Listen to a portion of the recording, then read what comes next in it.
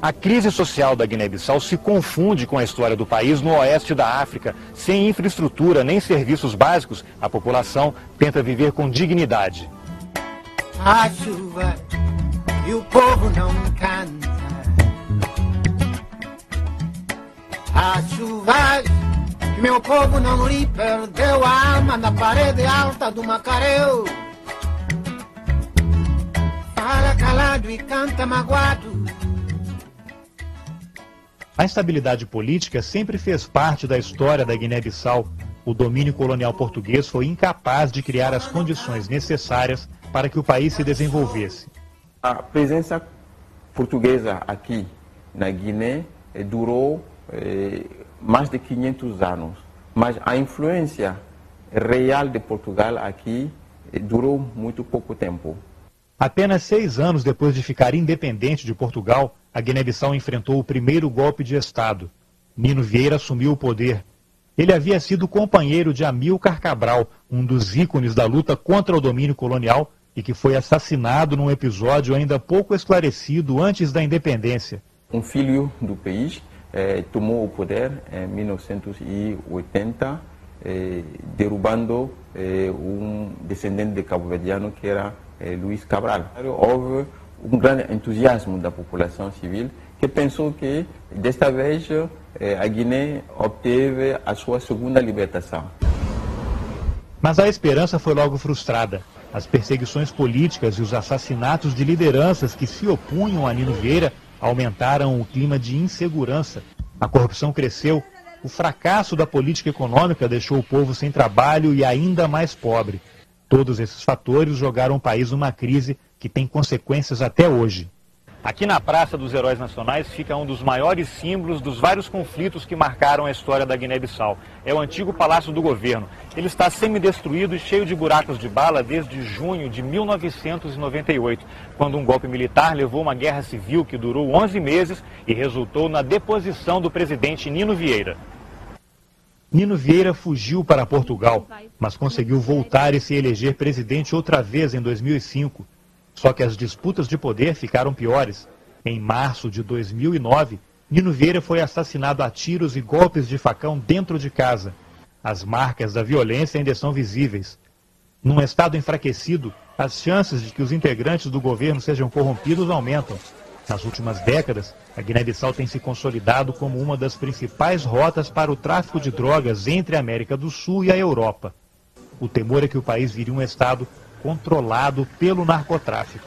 Aquilo que se viu aqui foi uma sucessão de episódios na justiça em que as decisões judiciais foram tomadas contra toda a lógica de combate ao crime.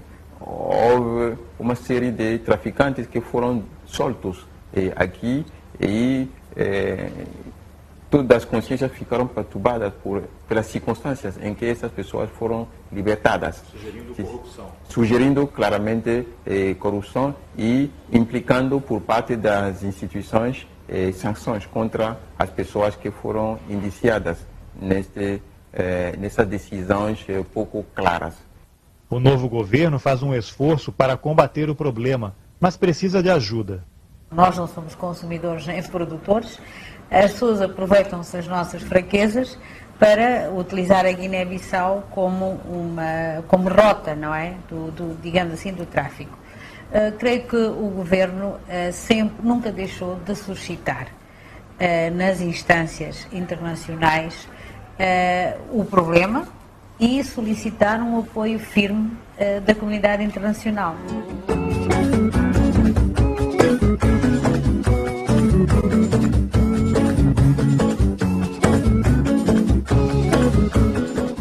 Se os problemas são muitos, o que não falta por aqui é gente disposta a superar as dificuldades. A taxa de analfabetismo é das mais elevadas da África. Então, mais de 70% e quase 80% da população é ainda analfabeta. Há toda a problemática da escolarização dos jovens, que é que os jovens entram em grande parte na escola, mas fazem 2, 3 anos de escola e saem da educação primária sem terem nenhuma impregnação, ficando iletrados. Nessa escola da periferia, um temporal derrubou a parede e ela ficou no chão. Mas esse não é o único problema. As crianças trazem até o banquinho de casa.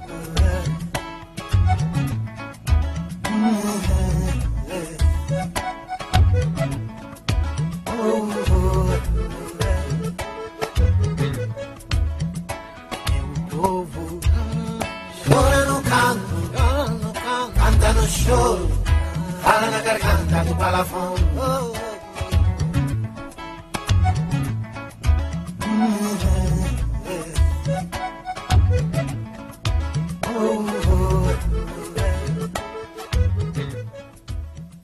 Não há mesas, cadeiras e nem livros didáticos. É assim, numa sala de aula de chão de terra, que essas crianças de Bissau tentam, com muito sacrifício, construir o próprio futuro.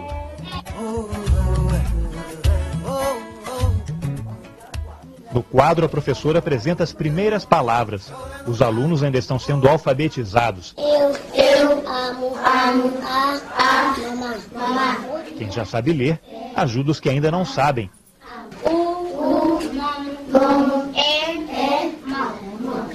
Cada letra escrita no caderno apoiado nas pernas é uma vitória. E falta manga de buracinho. Acerto, caderno, mesa, livro. Nada conseguiu escrever direito. A professora Elizabeth, que apareceu agora há pouco falando sobre a falta de energia no bairro, dá aulas para a garotada há 5 anos. Só na turma dela são 28 alunos da primeira e da segunda séries. Apesar das dificuldades, Elizabeth sabe como o esforço dela é importante. Sinto-me muito orgulhosa porque as crianças vêm na escola com muita alegria brincar uns com os outros. Eles aprendem a ler sem material didático. Estou ajudando as crianças a dar uma contribuição no seu país, para que amanhã elas possam ser um médico, enfermeira ou professora como eu.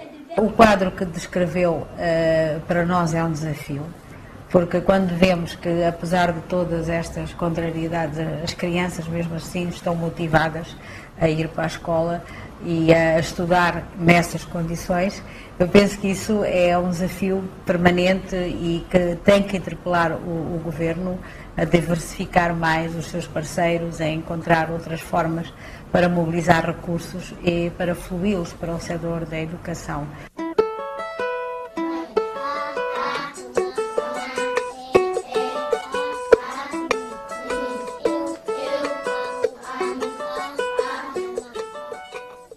Muitas dessas crianças talvez não consigam terminar os estudos. Serão obrigadas a abandonar os livros para ajudar no sustento da família. Isso só o tempo vai dizer.